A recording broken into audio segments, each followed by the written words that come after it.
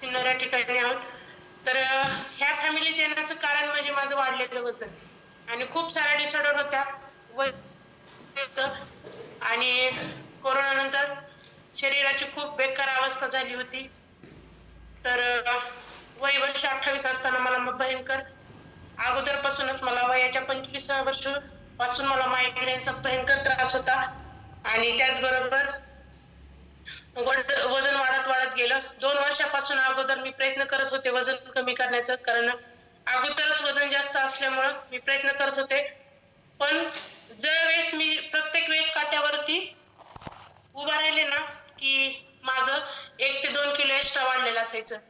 Cycle करायचे महिन्यानंतर काट्यावरती उभा राहिली का 1 ते 2 किलो प्लस असायचं. जिम लावली 3 महिने इथं सिन्नर मध्ये कोणी असत, AK फिटनेस जिम आहे तिथं 3 वर्ष 2 टाइम जिम लावली, सकाळ आणि संध्याकाळ, काही फरक नाही झाला. सायकलिंग केली, शेवटी मी एरंडाचं तेल सुद्धा पिलेले, खूप सारे प्रयत्न केले.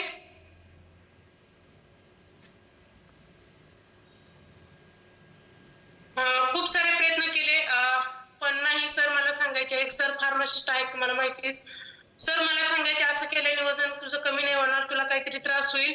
पण मी सरांचं ऐकत नव्हते, कारण मला वाटायचं मला वजन कमी व्हायचंय आणि मायग्रेनचा त्रास असल्यामुळे मी कधीच कुणाचं ऐकलं नाही, कारण घरात कंटिन्यू चिडचिड राहायची, मी मुलांवर चिडायचे आणि कधी कुणाचं ऐकलं नाही. पण कोणी जर मला म्हटलं ना वजन कमी करायचं तर मला भयंकर राग यायचा, मी त्याच्यावरती चिडायचे. मी चिडायचे, कारण मी त्याला उलट बोलायचे, वय वय बघत नव्हते, काय नव्हते, मी त्यांच्यावर चिडायचे. मी त्यांना म्हणायचे मला माहिती मला वजन कमी करायचंय, पण ते कसं करायचं ते सांगा. मग कुणी काय जे सजेस्ट सांगितलं ते केलं. युट्यूबवर घरी काम नसायचं, मी रोज एक युट्यूबवर ट्राय करायचे की काय करायला वजन कमी होतं.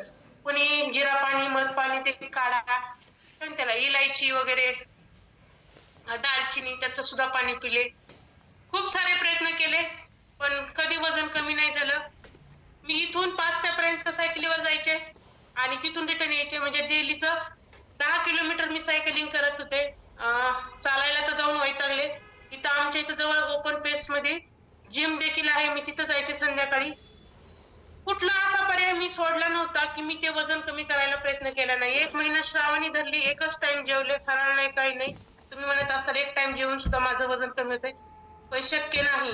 तिथं मला विकनेस पण आले, काट्यावरती उभं राहिले तर फक्त 1.5 किलो माझं वजन कमी झालं, पण काही फरक नाही पडला. कुठंतरी आशा सोडून दिली आणि जे होईल ते व्हायचं, कारण घरात रोज किरकिर भांडणं व्हायचे. कारण मला अजून पण सरांचा तोडायला आठवतं, कारण ते म्हणल्यानंतर मला कोणाला राग नाही येणार, कारण माझ्या माता भगिनी जे आहेत त्यांना तर माहितीये, कारण आपलं जर दुखायला लागलं कोणी जर दुर्लक्ष केलं तर खूप राग येतो. तसं सर मला खूप प्रयत्न करायचे, मी जे म्हणेन ते मला करायचे किंवा मला जे आणायचे ते आणायचे. पण कुठंतरी सर म्हणायचे तुझं काय दुखत नाही ते मला सांग, तुला दुखतंय ते सगळं सांग, माहितीये मला. पण कुठंतरी तसं म्हटलं की मला मनाला लागायचं. परत मी सरांना सांगून म्हणजे सांगायचं सोडलं. परत सर हळूहळू म्हणायला लागले आज काही तुझं दुखत नाही काय की, कारण तू आजकाल काहीच सांगत नाही. मी म्हणलं तुम्हाला सांगून काय करू, माझं रोजच दुख नाही. कारण एवढा त्रास सहन करून किचन मध्ये जर उभं राहिले तर 5 मिनिटं सुद्धा मी उभं राहू शकत नव्हते. जर बाहेर जर गप्पा मारायला जर बसले तर सगळ्या बाया उभा राहायच्या आणि मी खाली बसून घ्यायचे. तर ते मला म्हणायचे का हो तुम्ही, मी म्हणायचे मला जास्त उभं राहू शकत नाही, मी खाली तुमच्याशी बसून बोलते. तर ह्या थँक्यू म्हणेन माझ्या ग्रेट कोचला, तागड सर आणि मॅडमला, कारण त्यांनी मला एवढी सुंदर अशी फॅमिली मला दिली. कारण जर मी त्यांच्या संपर्कात नसते तर मला वाटत नाही माझं वजन कमी झालं असतं किंवा जे माझे डिसऑर्डर होते ते देखील माझ्या कमी झाले असतील. आणि मी तागड सरांचा मला फोन आला, म्हणे ताई तुला वजन कमी करायचंय का. मी त्यांचे स्टेटस बघत होते, त्यांच्यामध्ये मला फरक दिसत होता. पण मी सरला म्हणले सर मला माहितीये मी सारे प्रयत्न केले, असं माझ्यामध्ये कुठला पर्याय नाही राहिला की मी वजन कमी केलं नाही असं.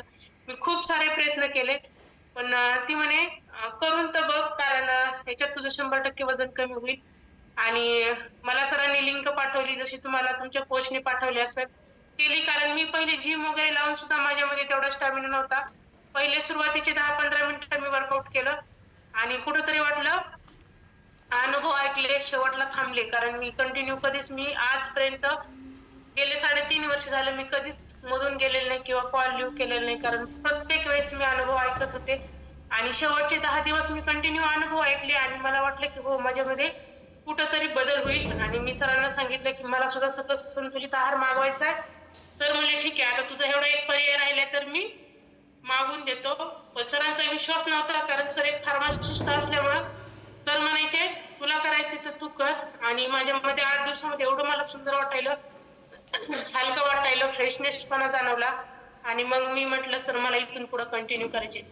कारण मी खूप वैतागायचे. सर मला वाटलं की तिच्या 8 दिवसामध्ये खूप काहीतरी बदल झालाय, करायचे तर कर म्हणले कंटिन्यू. आणि पहिल्या 20 दिवसामध्ये खूप छान वाटलं मला. आणि जे तेव्हापासून मी कंटिन्यू करते ते आजपर्यंत सकस संतुलित आहार 2 टाइम घेते, सेकंड फॉर्म्युला मी 3 टाइम घेते आणि अजून पण मी माझ्या कोचचं मार्गदर्शन घेते. मला जर काही वाटलं ना मी डायरेक्ट माझ्या कोचला फोन करते, तागर सरला, आणि मी फोन करते. पाहू शकता हा माझा बिफोर आफ्टर आहे, त्याच्यावरती वजन टाकलेलं नाही. पाहू शकता माझा इथं मी झाकले तरी माझा पोटाचा घेर पाहू शकता. डोळे माझे, चेहरा फार सुजल्यासारखा आहे, काळवंडलेला चेहरा आहे माझा. आणि सहज मी आवरलं होतं, बर्थडे होता आणि बर्थडेच्या वेळेस मी गावाकडे होते माझ्या माहेरी. आणि माझी भाऊजाई म्हटली दीदी तुम्ही स्वतःमध्ये कधीतरी चेंज करा. फोटो काढला होता आणि आफ्टरचा फोटो एक मिनिट.